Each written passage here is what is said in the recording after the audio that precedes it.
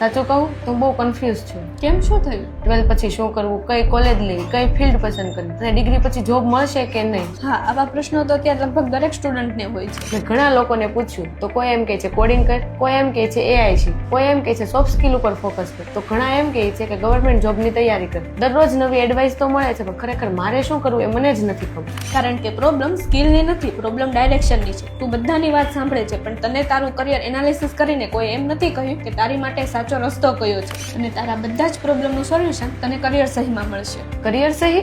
હા, શું તમે પણ આ સ્ટુડન્ટની જેમ કન્ફ્યુઝ છો? તો આજે જ કરિયર સહીની વિઝિટ કરો અને તમારા કરિયરનો પ્રોપર રોડમેપ મેળવો. અહીં તને મળશે proper career guidance, personalise career roadmap, skill planning, internship અને પ્લેસમેન્ટ સપોર્ટ. પહેલા તારો ઇન્ટરેસ્ટ સમજશે, પછી step by step career roadmap બનાવી આપશે. એટલે કન્ફ્યુઝન નહીં, સાચી ડિરેક્શન મળશે.